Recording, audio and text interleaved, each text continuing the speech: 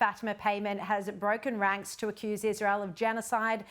Directly addressing Anthony Albanese, she told the SBS, and I'm quoting here, "My conscience has been uneasy for far too long, and I must call this out for what it is. This is a genocide, and we need to stop pretending otherwise." She also said, "From the river to the sea, Palestine will be free." Josh Burns, what do you make of these comments from one of your own colleagues? Well, Sharri, I mean, this has been a really hard 7 months, and I personally am finding it really difficult. And one of the things that I think is really important is that we need to be able to agree and disagree respectfully. Clearly, I disagree. This is a situation where the Prime Minister has outlined our position on the river to the sea chant, and I support the Prime Minister's stance on this. And you know, it's a hard thing, and I'm not going to be running sort of commentary on Fatima. I like Fatima a lot. She's a friend, and I can see she's hurting. But you know, But she's I've just made repeated a hate chant there, a hate chant that even the Prime Minister said has no place on our streets. Yeah, and I support the Prime Minister's position on this wholeheartedly. I think that we need to engage respectfully in these debates, and we support a two-state solution. It's really important that we work towards a two-state solution, and that be for a safe and secure Israel and also for one day a viable Palestinian state, and that's why we don't support it.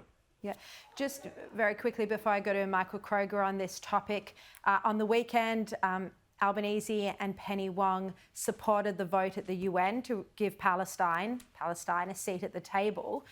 Do you agree with that position? And if you disagree, did you make that clear to them? I did, and I outlined my position prior to the vote and also outlined my position following the vote. I issued a statement which is publicly available for everyone to see, where I outlined some key principles, one of which is that there are still hostages in the ground. Somewhere in Gaza, there's still over 130 hostages who are unaccounted for, who were taken by a terrorist organisation. And I also outlined the fact that in her recent speech, the Foreign Minister outlined some really important principles, one of which is being that Hamas can play no future role in the governance of Gaza, the other ones being that the Palestinian Authority needs to be reformed, and then that reformed Palestinian Authority cannot be a threat to the people of Israel. And in my view, Sharri, I don't believe those conditions have been met yet. So I issued that statement and said that an abstention would have been more appropriate because it would have meant that we're open to future positions, but we're not there yet. Sorry, Michael, just one last one for Josh. Josh, look, there is a strong sense that federal Labor has completely abandoned the Jewish community and Israel. Are you alone here in speaking publicly, or do you have colleagues who are equally disappointed, like you are, in the positions that Penny Wong and Albanese have taken?